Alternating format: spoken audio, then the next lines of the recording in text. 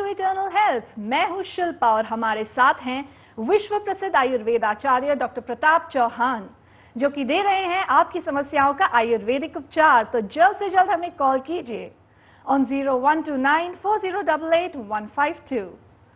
Doctor साहब, चर्चा को आगे बढ़ाते हैं और हम चर्चा कर रहे हैं न्यूट्रिशन के विषय पर कि लॉन्जेविटी से कैसे वो जुड़ा हुआ है। तो आपसे पूछना चाहूंगी कि न्यूट्रिशनल डेफिशिएंसी यानी पोषण की कमी, इसके बारे में आयुर्वेद की क्या मान्यता है? देखिए, जब हमारे शरीर को पूरा न्यूट्रिशन नहीं मिलेगा, अगर फिजिकल लेवल पर भी हम देखें, अगर हमें पोषण पूरा नहीं मिलेगा, और आजकल बहुत बड़ी समस्या है, आजकल हमारे पास इतने सारे पेशेंट आते हैं और एक नया ट्रेंड अब भारत में काफी शुरू हुआ है। मॉडर्न मेडिसिन के जो डॉक्टर्स हैं वो भी इसमें अभी काफी जो है एक्टिव हैं। मैंने देखा है कि B12 का एक टेस्ट कराना है, विटामिन D का चेक कराना है, या और जो तमाम हमारे शरीर में जो न्यूट्रिशन से संबंधित जो तत्व हैं उनका चेकअप अभी काफी पॉपुलर हो गया है। तो उससे एक संकेत मिलता है और मैं देखता हूँ बहुत सारे लोगों को डेफिशिएंसी होती है। वो डेफिशिएंसी का कारण यही है कि हमें न्यूट्रिशन के बारे में कोई नॉलेज नहीं है। एक ही तरह का भोजन हमारा चलता जा रहा है, जो हमारे चलता जा रहा है, बस दाल रोटी खानी है तो दाल रोटी चल रही है, या सब्जी रोटी चल रही है, या कहीं कहीं चावल ही खा रहे हैं लोग, बस तीनों टाइम वो चावल ही खाते हैं। तो ये जो है एक थोड़ा सा इम्बैलेंस्ड डाइट कह सकते हैं इसमें, क्योंकि आयुर्वेद में लिखा है कि हमारा जो न्यूट्रिशन है वो पूरा होना चाहिए हर प्रकार से। हमारे यहाँ न्यूट्रिशन का कॉन्सेप्ट थोड़ा सा अलग है, लेकिन वो जो रस के ऊपर आधारित है, मधुर रस, कषाय रस, तिक्त रस, लवण रस, जो है 6 प्रकार के जो रस हैं उनके ऊपर आधारित है जी। और उनसे जो है पोषण शरीर में मिलता है। लेकिन जो आपने पूछा कि न्यूट्रिशनल डेफिशिएंसी, डेफिनेटली वो एक बहुत बड़ी हिंड्रेंस है हमारी आयु में भी और हमारे स्वास्थ्य में, क्योंकि अगर हमारे शरीर में जो पूरा पोषण नहीं जाएगा तो धातु हमारे पुष्ट नहीं होंगे, और धातु जब पुष्ट नहीं होंगे तो ओजस कम हो जाएगा, क्योंकि ओजस जो है हमारे धातुओं का सार है, और ओजस हमारे शरीर की इम्यूनिटी भी है, और ओजस जब कम होगा तो बीमारी आएगी जी। तो इस प्रकार से जो है डेफिशिएंसी से बहुत सारी बीमारियां होती हैं, जो आयुर्वेद भी इसको मानता है जी। ये तो बहुत बढ़िया बात बताई आपने। इसी के साथ हमारे अगले कॉलर लाइन पर है जी। हेलो, नमस्कार जी, इटर्नल हेल्थ में आपका स्वागत है। अपना शुभ नाम बताइए। रायवीर को है। हाँ जी, बताइए क्या समस्या है आपकी, डॉक्टर साहब सुन रहे हैं। मेरा समस्या में ये है, मेरे को गैस बहुत बनती है। अच्छा, तो गैस जो है खाना खाने के बाद बनती है या खाली पेट? खाना खाने के बाद। खाने में क्या खाते हैं अक्सर आप, जो है कौन कौन सी चीजें? पराठा खाते हैं? नहीं सर, मैं पराठा तो मैं खाती नहीं, बिल्कुल नहीं खाती है। जब परोठा खानी है ना तो तब मेरी गैस बन जाती है। अच्छा, छोले राजमा?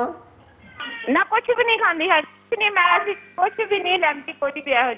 फिर भी गैस बनती है? हाँ जी, बिल्कुल नॉर्मल खाना खाना। अच्छा, चलो ठीक है, बड़ी अच्छी बात है, क्योंकि मेरे को पूछना जरूरी है। पंजाब में लोग राजमा, छोले, उड़द की दाल, नहीं सर, मैं कुछ नहीं, पराठा, ये बहुत पॉपुलर है वहाँ के। शाही पनीर नहीं, और नॉन वेज भी नहीं खाती, मक्की की रोटी भी नहीं खाती मैं तो। अच्छा, चलो ठीक है, बहुत अच्छा डाइट का आप ध्यान रख रहे हैं, बड़ी अच्छी बात है। तो अब आपको जो है हम एक नुस्खा बताते हैं, जो आप लेंगे तो उससे आपकी गैस बिल्कुल ठीक होगी और आपका पाचन बढ़िया हो जाएगा। गैस के लिए बना बनाया आयुर्वेदिक चूर्ण एक मिलता है, लवण भास्कर चूर्ण। अच्छा जी। लवण भास्कर चूर्ण भी आप ले सकते हैं, उससे भी आपको पेट में काफी राहत मिलेगी, गैस आपको नहीं बनेगी। लेकिन अगर फिर भी समस्या आपको रहती है, क्योंकि हो सकता है आपका रोग थोड़ा पुराना है, जीर्ण है, क्रॉनिक हो गया है, तो फिर आप जो है इसके लिए प्रॉपर दवाई। 2-3 महीने से ज्यादा मैंने पहला तो कुछ भी नहीं थी, 2-3 महीने से ज्यादा हुआ बस, तो फिर इसी से ठीक हो जाएगा। लेकिन मैं फिर भी बता रहा हूँ, अगर ठीक ना हो तो आप हमारे इसी नंबर पे फोन करके डॉक्टर से डिटेल में बात करके दवाई अपने घर पे मंगा लें। आयुर्वेदिक दवाई आपके घर आ जाएगी और आप ठीक हो जाएंगे। ठीक सर। ठीक है जी, उम्मीद है आपको आपकी समस्या का समाधान मिल गया होगा। हमारे कार्यक्रम में फोन करने के लिए आपका बहुत बहुत धन्यवाद। नमस्कार। Thank you ma'am. तो डॉक्टर साहब, इनका भी जो सवाल है वो न्यूट्रिशन से ही जुड़ा हुआ था जी। और इसी सवाल के तहत मैं आपसे पूछना चाहूंगी कि गैस जो लोगों को बनती है, जो कि सही डाइट फॉलो करते हैं, तो क्या इसके पीछे साइकोलॉजिकल रीजंस भी हो सकते हैं? साइकोलॉजिकल के अलावा कई बार क्या होता है कि कुछ चीजों की जो है एलर्जी हो जाती है कुछ लोगों को, जैसे आजकल बहुत देखने को मिल रहा है, वीट एलर्जी हो रही है लोगों को, या कुछ ये कहें कि कुछ हमारे भोजन अब ऐसे चेंज हो गए हैं जी। जैसे चावल है, तो पहले समय में जो हमारा चावल था वो बिल्कुल अनरिफाइंड या अनपॉलिश्ड चावल होता था जी जी जी। हमने देखा है अभी इंडिया में भी जो है सब चीज जो है प्रोसेस्ड आने लगी है। तो प्रोसेस्ड फूड जो होता है वो कई बार पचने में प्रॉब्लम करता है जी। या कोई ऐसी चीज है कि जो हमारे सिस्टम को जो है वो सूट नहीं करती, इरिटेट करती है। तो क्योंकि जब आप डाइट ठीक खा रहे हैं, कोई गरिष्ठ भोजन नहीं खा रहे, फिर गैस नहीं बननी चाहिए। तो इसका मतलब या तो आपकी अग्नि वीक है, वही मतलब है कि अग्नि आपकी जो है उसमें उस चीज को पचा नहीं पा रही है। तो उसी के लिए जैसे हमने नुस्खा बताया कि थोड़ा अग्नि को ठीक रखने के लिए हमें करना चाहिए, ताकि जो है आपको पाचन अच्छा हो और न्यूट्रिशन भी अच्छा मिले उससे। जी, तो ये जो न्यूट्रिशनल डेफिशिएंसी की बात हम कर रहे थे, तो उसमें मैंने एक चीज आपको बताई कि धातु नहीं बनेंगे तो ओजस नहीं बनेगा। दूसरा रूट भी है कि हमारे शरीर में जितने भी ऑर्गन्स हैं, हमारा हृदय है, हमारी जो है लंग्स हैं, किडनी है, या जितने भी जो ऑर्गन्स काम कर रहे हैं या सिस्टम्स जो काम कर रहे हैं उनको डायरेक्टली जो है काम करने के लिए एनर्जी चाहिए, उनको भी जो है पोषण चाहिए। अगर न्यूट्रिशनल डेफिशिएंसी रहेगी, पोषण की कमी हमारे भोजन में रहेगी, तो उनको शक्ति नहीं मिलेगी। वो शक्ति नहीं मिलेगी तो अपना काम ठीक से नहीं कर पाएंगे वो। और जब हमारे सिस्टम के कार्य में कोई कमी आ जाती है तो फिर क्या होता है कि टॉक्सिन्स ज्यादा बनने लगते हैं, या जिसको हम आम बोलते हैं। और आम जब बन जाता है तो जहां पहुंच गया आम, हो गया काम तमाम। ये हम बार बार कहते हैं, या हम ये भी कहते हैं आमा इज द मामा, आम is the mother of all diseases. तो उससे फिर बहुत सारी बीमारियां आती हैं। तो दोनों ही तरह से आप देख लीजिए, उधर धातु पुष्टि नहीं होगी, ओजस कम होगा, इम्यूनिटी लो हो जाएगी, या आम बनेगा, दोनों तरफ से ही बीमारी आएगी। तो इसलिए न्यूट्रिशन पर हमें बहुत ध्यान रखना है, क्योंकि न्यूट्रिशन अगर हमारा सही रहेगा, बैलेंस्ड रहेगा, तभी हम दीर्घायु प्राप्त कर सकते हैं। जी, आपने बहुत अच्छी तरह से इस बात को समझाया है। और इसी के साथ हमारे अगले कॉलर लाइन पर हैं, तो देखते हैं उनकी क्या समस्या है। हेलो। हाँ, हेलो, नमस्कार जी, वेलकम टू इटर्नल हेल्थ। आपका शुभ नाम? हाँ, शशि त्रिवेदी। हाँ, कहाँ से बोल रही हैं आप? हाँ, ऋषिकेश आदर्श ग्राम से बोल रहे हैं। हाँ जी, डॉक्टर साहब सुन रहे हैं, प्लीज बताइए क्या समस्या है आपकी? नमस्ते। नमस्ते जी। हाँ डॉक्टर साहब, हम यहाँ ऋषिकेश से बोल रहे हैं। हम अपने बेटे के बारे में पूछना चाह रहे हैं। पूछिए जी। हाँ, अमन हमारा 10 साल का है। उसके सर छाले बहुत निकलते हैं। अच्छा, पेट साफ होता है उसका? नहीं। और सर उसके मतलब बुखार भी मतलब काफी तेज आता है। पेट साफ होता है उसका रोज या नहीं? हाँ, कभी कभी सर साफ होता है, कभी नहीं साफ होता है। कब्ज रहती है?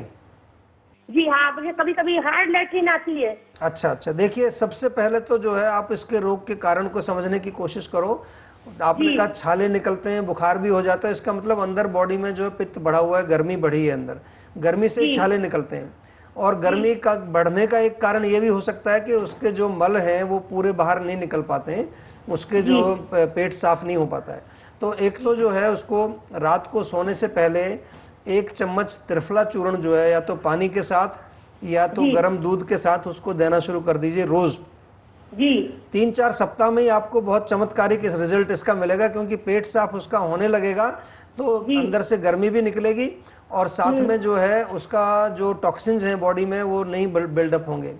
दूसरा जो है ताजे नीम के पत्ते अगर वो खा ले, 3-4 ताजे नीम के पत्ते रोज सुबह खाली पेट, तो खाली पेट नीम के पत्ते खाए। हाँ, 3-4 पत्ते ताजे ताजे जो कच्चे पत्ते होते हैं, तो उससे क्या है उसका खून भी साफ होगा और छाले नहीं निकलेंगे। और कभी छाले अगर निकल भी रहे हों उसको तो चमेली के पत्ते जो है ताजे दिन में 2-3 बार चबाए तो उसके छाले बिल्कुल ठीक हो जाएंगे।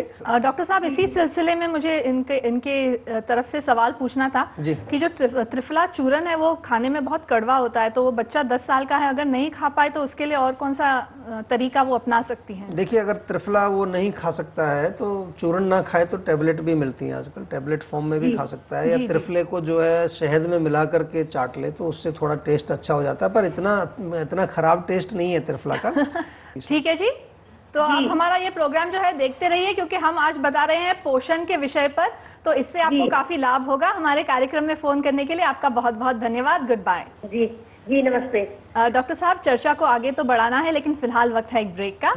तो दर्शकों, आप लोग भी हमें कॉल कर सकते हैं ऑन 01294088-152, क्योंकि हमारे बीच उपस्थित हैं विश्व प्रसिद्ध आयुर्वेद आचार्य डॉक्टर प्रताप चौहान, जो कि दे रहे हैं आपकी समस्याओं का आयुर्वेदिक उपचार। इस मौके का पूरा फायदा उठाइए। Callers right now. मिलते हैं एक छोटे से ब्रेक के बाद।